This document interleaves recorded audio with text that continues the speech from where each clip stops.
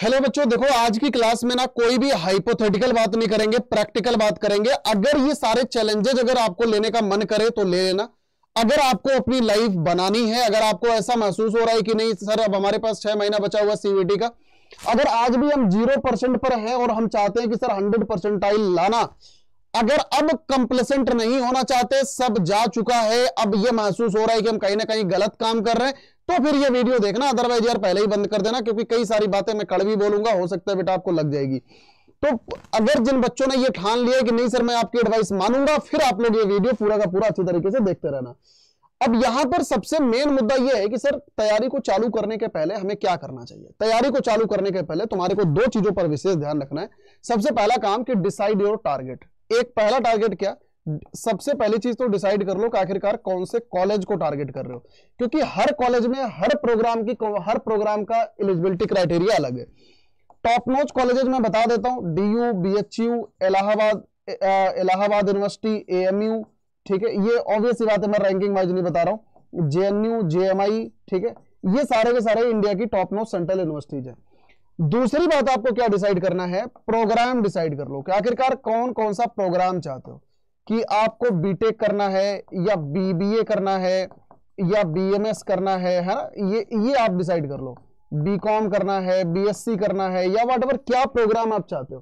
क्योंकि बेटा देखो हर चीज ना आप अचीव नहीं कर पाओगे, हर चीज आप नहीं ले पाओगे। आप चाहे प्रोग्राम डिसाइड कर लोगे, आपके माइंड में क्रिस्टल क्लियर हो जाएगा कि मुझे क्या चीज कितने लेवल तक पढ़नी है, कितनी पढ़नी है। तो ये चीज बहुत जरूरी है। अगर अभी तक भी डिसाइडेड नहीं है तो बैठ के थिंक करो, डिसाइड करो, उतना ही ज्यादा अपने एम के क्लोज पहुंचोगे। मैं ये क्यों कह रहा हूं, क्योंकि इन सबका सब्जेक्ट कॉम्बिनेशन अलग है। मान लो तुम्हारे को बीटेक, बीबीए, बीएमएस करना है, सब्जेक्ट कॉम्बिनेशन है सर इंग्लिश और मैथ्स और इसके अलावा जीटी। अब बाकी चीजें पढ़ना तो बेकार है। मान लो तुम्हारे को बीकॉम ऑनर्स करना है तो सब्जेक्ट कॉम्बिनेशन है 3 डोमेन और इसके अलावा लैंग्वेज, तो बाकी कुछ पढ़ रहे हो तो बेकार है, ठीक है। तो मैं इस वजह से कह रहा हूं कि सबसे पहला काम आप ये डिसाइड कर लो कि आखिरकार मुझे करना क्या है। अगर ये बात डिसाइडेड हो जाएगी तो ये चीज बहुत ज्यादा आसान हो जाएगी बेटा, ठीक है। नेक्स्ट आते हैं subject combination for the safer side. अब अगर तुम्हें कुछ नहीं समझ आ रहा है तो तुमने जो भी क्लास 12th में पढ़ रखा है, ठीक है, जो भी सब्जेक्ट, उसमें से आपको एक तो लैंग्वेज लेना है, चाहे हिंदी पढ़ रखे हो, व्हाटएवर जो भी आपकी लैंग्वेज है, 3 डोमेन ले लो और जीटी ले लो। इंडिया की जो कोई भी सेंट्रल यूनिवर्सिटी है हर जगह पर तुम्हारी एलिजिबिलिटी बन जाएगी। ये मैं सेफर साइड के लिए बता रहा हूं। देखो सेफर साइड कुछ नहीं होता। अगर तुम सेफर साइड में पढ़ोगे नो डाउट तुम्हारे माइंड में प्रेशर ज्यादा आएगा, मेहनत ज्यादा करनी पड़ेगी, क्योंकि तुम्हें मालूम ही नहीं है कि आगे प्रोग्राम क्या परसू करना है। तो अब तुम्हें नो डाउट इसमें मेहनत बहुत ज्यादा लगने वाली। 3 डोमेन लोगे, लैंग्वेज लोगे, जीटी में क्वांट है, रीजनिंग है, करंट अफेयर्स है, स्टैटिक जीके है, ठीक है। तो इतने सारे सब्जेक्ट हैं, तो नो डाउट आपको हैंडल करने में हालत खराब हो जाएगी। तो मैं इसी वजह से कह रहा हूं, अब ये सेफर साइड की बात पूछ रहे हो तो सेफर साइड ऐसा ही होता है बेटा। सेफर साइड कोई अच्छी चीज थोड़ी नहीं होती है, ठीक है। तो आप ये डिसाइड कर लो कि आखिरकार करना क्या है। तो जितना जल्दी ये डिसाइड कर लोगे उतना ही बढ़िया हो जाएगा। अब आपके लेवल पे यहां पर 2 कैटेगरी के स्टूडेंट होंगे और मैं दोनों कैटेगरी के बारे में बात करने वाला हूं। एक तो क्लास 12th वाले बच्चे होंगे, जो बच्चे क्लास 12th में पढ़ रहे होंगे अभी, अपीयरिंग वाले बच्चे, ठीक है, जो इस साल 12th देंगे। और दूसरे कैटेगरी के बच्चे ये ड्रॉपर वाले बच्चे होंगे, जो कि ऑलरेडी क्लास 12th दे चुके होंगे। तो मैं दोनों के बारे में 1 बाय 1 एक स्ट्रेटजी के बारे में चर्चा करूंगा, पूरा अच्छी तरीके से एक एक बात समझना। अब सबसे पहली बात, how to manage fresher student. देखो अभी तुम फ्रेशर हो, यानी कि तुम्हारी जो पहली प्रायोरिटी है ना बेटा, मैं अगेन आपको बता रहा हूं, board should be greater than CVT. लेकिन देखो देना दोनों जरूरी है। मैं बोर्ड को कभी भी ये नहीं कहता कि आप हल्के में लो, क्योंकि आगे लाइफ पड़ी हुई है, कई जगहों पर बोर्ड के नंबर की जरूरत लग सकती है। तो ऐसा नहीं है कि आपको बोर्ड के नंबर आपको खराब कर देना है। आपको सीवीटी भी देना पड़ेगा, क्योंकि आपको सीवीटी के थ्रू किसी कॉलेज में जाना पड़ेगा, तो सीवीटी देना पड़ेगा। और दोनों को मैनेज करना बहुत आसान है, आराम से आप कर सकते हो। देखो नवंबर, दिसंबर अभी भी इनफ टाइम है, और इसके अलावा मिड जैन, ठीक है, मिड जनवरी, अगर अभी तक भी तुम 0% पे हो ना बेटा, आप अपने आप को मेरे हवाले करो, आप अपने आप को सीवीटी अड्डा के हवाले करो। मैं गारंटी के साथ में कह रहा हूं मिड जनवरी तक तुम्हारा सिलेबस बेटा हम खत्म करके दे देंगे। एक बार सिलेबस खत्म हो गया ना, आराम से तुम्हारा काम हो जाएगा। अब ये इसके बाद तुम्हारे को क्या करना है, मिड जनवरी से लेके इसके बाद तुम्हारे को बोर्ड पर कंप्लीटली फोकस हो जाना है। यानी कि ये मान लो कि 20 जनवरी से लेके लगभग 30 मार्च तक साइंस वाले बच्चे पहले फ्री हो जाते हैं, साइंस वाले बच्चे 15-20 तक ही फ्री हो जाते हैं। इसके बाद तुम्हारे को क्या करना है, सीवीटी की दोबारा पढ़ाई करनी है, सीवीटी जर्नी दोबारा चालू कर देनी है। इस तरीके से बेटा अगर मैनेज करोगे आराम से तुम्हारा मैनेज हो जाएगा और एक ही बार में तुम्हारा सिलेक्शन भी हो जाएगा, मैं गारंटी के साथ में कह सकता हूं। लेकिन ये बात ध्यान रखना, बोर्ड में तुम्हारे को ढंग से पढ़ाई करनी है। जब यहाँ पे अच्छा मैं यहाँ पर क्या कह रहा हूं, ये जो आपको मिड जनवरी तक पढ़ना है ना बेटा, ये आपको सीवीटी को ध्यान में रख के पढ़ना है, सीवीटी का सिलेबस आपको पढ़ना है। ये नहीं कि हम सीवीटी का सिलेबस जाएंगे बोर्ड के बाद पढ़ने, ये गलती मत कर देना, क्योंकि कई सारा सिलेबस जो डिलीटेड है, बहुत बड़ा बड़ा सिलेबस डिलीटेड है, बोर्ड के बाद आप बेटा इसको कवर नहीं कर पाओगे। तो जो अभी तुम्हारा ये मिड जैन तक है ना, आप कोई भी अड्डा के कोर्स में किसी में भी आप एनरोल करके अच्छे से एक बार अपना सिलेबस 20 जनवरी तक खत्म कर लो, उसके बाद बोर्ड पे फोकस हो जाओ। सीवीटी की तैयारी 20 जनवरी तक करो, उसके बाद कंप्लीटली बोर्ड पर करो। यहाँ पे बोर्ड के पीवाईक्यूज लगाओ, बोर्ड के सब्जेक्टिव क्वेश्चन की प्रैक्टिस करो, इसके अलावा मॉक्स लगाओ बोर्ड के, क्योंकि ये सब जो काम कर रहे हो ये सब तुम्हारा सीवीटी भी बिल्ड कर रहा है कहीं ना कहीं, ठीक है। उसके बाद सीवीटी की जर्नी दोबारा चालू कर दो बोर्ड पेपर के बाद। कि जो बच्चे मैथ्स लेके पढ़ते हैं उनका 10-12 मार्च तक खत्म हो जाता है, बायो लेके पढ़ते हैं 15 मार्च तक खत्म हो जाता है, ह्यूमैनिटीज वाले बच्चों का लास्ट मार्च तक चला जाता है, कॉमर्स वाले बच्चों का 25-30 तक चला जाता है, ठीक है। तो उसके बाद तुम्हारा पेपर होगा मई में, तो यहां से 15 मई टारगेट मान के चलो, 15 मई तक तुम्हारा पेपर चालू हो जाएगा। तो ये मार्च, बीच में तुम्हारे पास अप्रैल और मई, मतलब तुम्हारे हाथों में सिर्फ बेटा यहाँ पर 45 दिन होता है, ये बात ध्यान रखना। तो अगर अभी से सीवीटी की तैयारी नहीं करोगे मिड जैन में, तो फिर मैनेज नहीं कर पाओगे, फिर अगली बार ड्रॉपर बनना पड़ेगा। तो ये बात ध्यान रखना, अगर इस साल तुम्हारे को टॉपर बनना है, ड्रॉपर नहीं बनना नेक्स्ट ईयर, तो तुम्हारे को बेटा इस साल थोड़ा सा एक्स्ट्रा एफर्ट मारना पड़ेगा। ये मैंने उन बच्चों के लिए बोला है जो बच्चे फ्रेशर वाले बच्चे। अब मैं ड्रॉपर वाले बच्चों के लिए बताता हूँ। देखो मैं हमेशा एक बात कहता हूं, अगर ड्रॉपर बन रहे हो ना भैया, तो हमेशा टॉपर बनने के लिए ड्रॉपर बनो, अदरवाइज ये डिसीजन ही मत लो। फिर अदरवाइज डिसीजन लेने का क्या मतलब है कि हम सीवीटी के लिए ड्रॉप ले रहे हैं और हम टॉपर बनने के लिए भी ड्रॉप ना लें, तो बेकार है। फिर आपको ऐसे केसेस में क्या करना चाहिए बेटा, फरवरी एंड, ये तुम अपना टारगेट लेके चलो इस हिसाब से कि फरवरी एंड तक तुम्हारा सिलेबस आराम से खत्म हो जाए, ठीक है। अब अगर फरवरी एंड तक तुम्हारा सिलेबस खुद से खत्म हो जाता है, वेल एंड गुड है। खुद से नहीं खत्म होता, आप अपने आप को हमारे हवाले कर दो, हम खत्म कर देंगे, क्योंकि जब आप रोज डेली क्लासेस अटेंड करोगे डिसिप्लिन के साथ में, ऑटोमेटिक खत्म हो जाएगा। तो course syllabus is not a big deal. इसके बाद तुम्हारे को क्या करना है, इसके बाद बेटा रगड़ के तुम्हारे को प्रैक्टिस करना है, इसके बाद रगड़ के तुम्हारे को मॉक्स लगाने हैं, ठीक है, और अपने आप को इंप्रूव करना है। देखो ये किसी एक सब्जेक्ट की बात नहीं है बेटा, इसमें आपको 5-5 सब्जेक्ट पढ़ने पड़ते हैं, तो 5 सब्जेक्ट मैनेज करना इज नॉट आसान टास्क की मतलब आप फरवरी एंड तक खत्म कर दोगे। तो मेहनत तो देखो नो डाउट लगेगी, लेकिन अगर अच्छी तरीके से ईमानदारी से चलोगे आप आराम से कर भी लोगे। इसके बाद बेटा आपको ये मॉक्स और ये प्रैक्टिस पर स्विच कर जाना है, मतलब रगड़ के करना है। ये बात ध्यान रखना, आपका टारगेट जो है फरवरी एंड होना चाहिए बेटा। फरवरी एंड के बाद अगर गए ना पुत्र, फिर मामला खराब है, क्योंकि फिर ये फ्रेशर वाले बच्चे आ जाएंगे फुल एनर्जी के साथ में, बोर्ड पे अच्छा खासा बोर्ड में करके बच्चे आते हैं, बाद में बेटा फिर आप ना आपका फिर से डिसबैलेंस हो जाता है मामला। तो ये बात ध्यान रखना, क्योंकि कई सारे ड्रॉपर बच्चों को मैंने खराब होते देखा इस पीरियड में। जब फ्रेशर वाले बच्चे आते हैं ना, इनको लगता है, ड्रॉपर वाले बच्चों को लगता है मैं तो यार 1 साल से पढ़ रहा हूँ, पहले ही डिमोरलाइज हो जाते हैं। तो बेटा ये बात ध्यान रखो, आप फरवरी एंड तक सिलेबस खत्म करो, उसके बाद रगड़ के एकदम प्रैक्टिस करो, ठीक है। तो ये बात ध्यान रखना। अब यहाँ पे तुम्हें करनी क्या है, यहाँ पे मैं अगर बताऊं तो तुम्हारे को एनसीईआरटी, ठीक है, एनसीईआरटी एकदम खा जाओ, एग्जाम्पलर एकदम मतलब पी जाओ ठीक है। सीवीटी का जो पीवाईक्यूज है एकदम रट जाओ, ठीक है। ये सब चीजें बेटा आपको एकदम रटी होनी चाहिए। ऑब्वियसली बात है कैलकुलेटिव सब्जेक्ट में एनसीईआरटी सफिशिएंट नहीं होती, लेकिन बाकी सब में तो होती है, तो मैंने बाकी सबके हिसाब से आपको बता दिया है। अब हर एक बच्चे के लिए बेस्ट स्ट्रेटजी क्या होनी चाहिए, जरा ध्यान से सुनो। सबसे पहली बात तो एक तो ना टाइम टेबल बनाओ बेटा।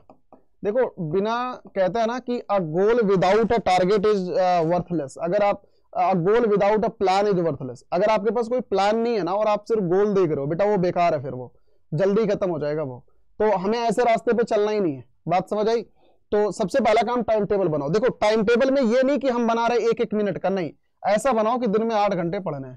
अब 8 घंटे कैसे पढ़ने हैं, वो जब तुम्हारा मन करे तब पढ़ लो। आधी रात में मन कर रहा आधी रात में पढ़ लो, सुबह मन कर रहा सुबह पढ़ लो, शाम को मन कर रहा शाम में पढ़ लो। हर बच्चे का बॉडी साइकिल अलग होता है। कई सारे बच्चे रात में पढ़ने वाले होते हैं, कई सारे बच्चे दिन में होते हैं। तो अपने आप को ना इसमें बांधो मत कि नहीं 1-1 सेकंड, 5 मिनट खाना खाने जाऊंगा, 10 मिनट, फिर बेटा ऐसे टाइम टेबल एक दिन भी फॉलो नहीं होते और दूसरे दिन डिमोरलाइज हो जाते हैं बच्चे। तो बात समझ आई। अपने आप को इतना स्ट्रिक्ट करके नहीं चलना कि मतलब 10-10 सेकंड का अपन बना रहा है, नहीं यार, मजे करो, पढ़ाई करो, ये मान के चलो कि 8 घंटा पढ़ना है, वो चाहे सुबह उठ के पढ़ लो चाहे शाम को पढ़ लो, नो बाउंडेशन एट ऑल, ठीक है। दूसरी बात, टाइम टेबल बनाने के अलावा, ठीक है, आपका जो सिलेबस है, सिलेबस, सब्जेक्ट कॉम्बिनेशन, ठीक है, प्रोग्राम, ये बेटा जितना जल्दी तुम डिसाइड कर लोगे ना उतना ही बेहतर है, क्योंकि बिना इसके तुम भटकते रहोगे, बिना इसके तुम्हें मालूम ही नहीं कि हमें आखिरकार किस चीज पे ज्यादा फोकस करना है। मान लो तुम्हारे को बीबीए करना है, तो अगर बाकी चीजें पढ़ रहे हो तो बेकार ही तो पढ़ रहे हो, फिर बेकार में ही तो तुम्हारी एनर्जी खराब जा रही है ना। तो मैं इस वजह से कह रहा हूं, ये चीज आप जितनी जल्दी कर लोगे उतना ही बेहतर है। सिलेबस को भी जरा ध्यान से एक बार समझ लेना, सीबीटी के सिलेबस में डिलीटेड पोर्शन आता है, ओल्ड एनसीईआरटी का सिलेबस है बेटा क्लास 12 का, तो इसको ध्यान में रखना। तीसरी बात, यहाँ पे जब आप लोग पढ़ाई करते हो, सबसे पहले ना बेसिक्स पर अच्छी तरीके से पकड़ बना लो, क्योंकि सीबीटी बेटा बेसिक्स पर अच्छा खासा सवाल पूछता है। बेसिक्स के बाद आप प्रैक्टिस करो, प्रैक्टिस करने के बाद आप मॉक लगाओ, मॉक के बाद मॉक का एनालिसिस करो, ठीक है, एनालिसिस करने के बाद रिवीजन करो।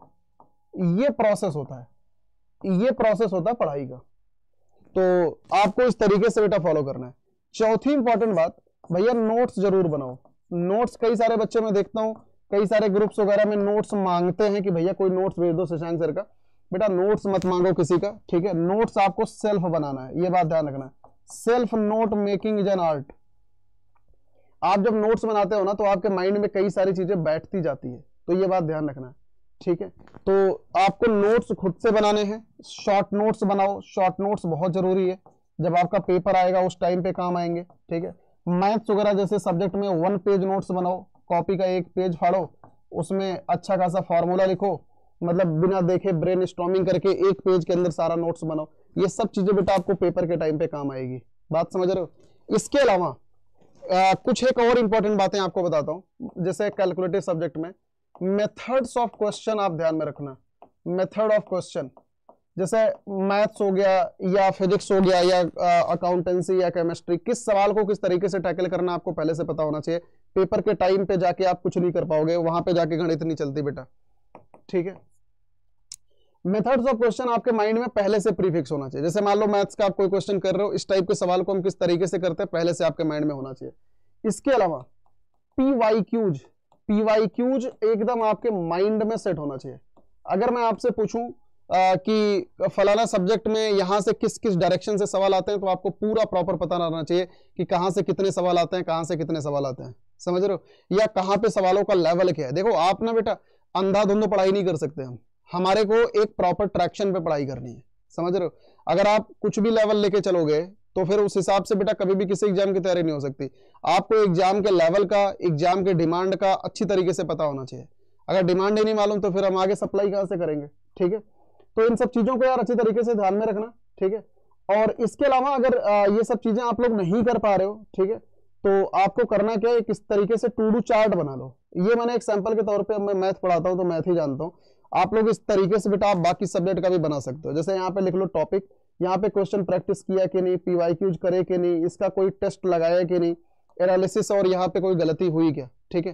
टेस्ट की मिस्टेक्स लिखना बेटा सबसे ज्यादा जरूरी चीज है, क्योंकि इन्हीं मिस्टेक्स पे वर्क करके ही आगे सिलेक्शन होता है, ध्यान रखो, ठीक है। तो डे 1 पे तो किसी का कोई इंप्रूवमेंट नहीं होता, लेकिन आप जब धीमे धीमे बेटा अपनी गलतियों पे काम करते हो ना, वहीं से इंप्रूवमेंट होता है। जैसे मान लो आपने कोई टेस्ट दिया, इसमें जो जो गलतियां हैं एक गलती उठाओ। जैसे मान लो जल्दबाजी में आप क्वेश्चन गलत करते हो, अगले टेस्ट में ये कसम खा के बैठो कि अब से जल्दबाजी में कोई भी क्वेश्चन गलत नहीं करूंगा। तो गलतियों पे काम कभी भी एक नाइट में नहीं होता, गलतियों में काम ओवर द टाइम होता है, 5 महीने 6 महीने जाते जाते लग जाते हैं, ठीक है। तो वो 1-2 दिन का प्रोसेस नहीं है बेटा, ये आपको कम से कम जब 8-10 टेस्ट दे दोगे तब जाके कहीं पे गलतियां एलिमिनेट होगी।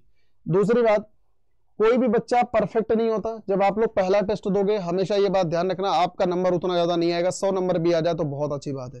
तो अपने आप को भाग्यशाली समझना, अगला मौका से दोबारा देना, अपनी गलतियों पे काम करना, this is the only learning process बेटा, बाकी दूसरा कोई लर्निंग प्रोसेस नहीं है। कई सारे बच्चों को ये लगता है कि मेरा नंबर तो बहुत ज्यादा कम आ रहा है, मतलब सर मेरा नंबर क्यों नहीं उठ रहा है। तो बेटा किसी के नहीं उठते, बस आप गलतियों पे अगर सही ढंग से काम करते हो तो फिर आप आगे बढ़ जाते हो, जो गलतियों पे काम नहीं करते हो पीछे रह जाता है, ठीक है। तो ये बात अच्छी तरीके से ध्यान में रखना।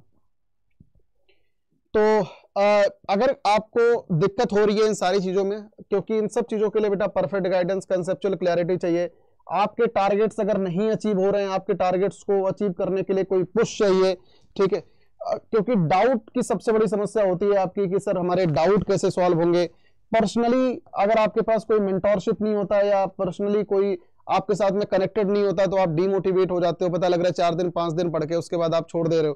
तो अगर इन सब चीजों की समस्या होती है, आप अपने कन्वीनियंट के हिसाब से बेटा अड्डा 24/7 के किसी भी कोर्स में आराम से एनरोल करके अच्छे से पढ़ सकते हो। दिवाली पर देखो सबसे मेगा सेल चल रही है अभी अड्डा 24/7 के सारे कोर्सेज पे। हर जगह पर बेटा आपको Y457 डिस्काउंट कोड यूज करोगे, आपको हर एक जगह पर 54% का डिस्काउंट मिलेगा अगर आप लोग अड्डा ऐप के थ्रू एनरोल करते हो तो, ठीक है, Y457 पे। अगर आप लोग यहाँ पे देखो जैसे Y457 लगाओगे तो आपको हर एक जगह पर 54%, ये 50 नहीं है 54 है एक्चुअली, ठीक है, ये 2x वैलिडिटी के साथ में, यानी कि 10 महीने 10 + 10 यानी कि 20 महीने की वैलिडिटी के साथ में आपको ये मिलेगा। तो मैं एक बार को आपको हर एक कोर्स का प्राइस बता देता हूँ एकदम डिटेल में। बेटा यहाँ पे जो महापैक विद बुक है, ठीक है, ये कंप्लीट, यहाँ पे जब आप Y457 लगाते हो तो ये पड़ता है आपका 7499 का, यहाँ पे 2x वैलिडिटी के साथ में, ठीक है। एक बार मैं डिटेल में आपको समझा दे रहा हूँ। महापैक विद बुक अगर आप लैंग्वेज जीटी का लेते हो तो Y457 लगाने पे 5169 का पड़ता है 2x वैलिडिटी के साथ में। महापैक विदाउट बुक अगर लेते हो, ठीक है, महापैक विदाउट बुक Y457 यूज करते हो 5639 का पड़ता है 10 + 10 यानी कि 2x वैलिडिटी के साथ में। रेगुलर बैच में अगर आप किसी में एनरोल करते हो, जैसे अभी का सबसे लेटेस्ट समर्थ 6.0 है, ठीक है, तो Y457 यूज करोगे 4229 में आपका हो जाएगा, 10 मंथ की वैलिडिटी रहेगी। रेगुलर बैच लैंग्वेज जीटी का आप लेते हो Y457 यूज करोगे 3759 में पड़ेगा, 10 महीने की वैलिडिटी के साथ में।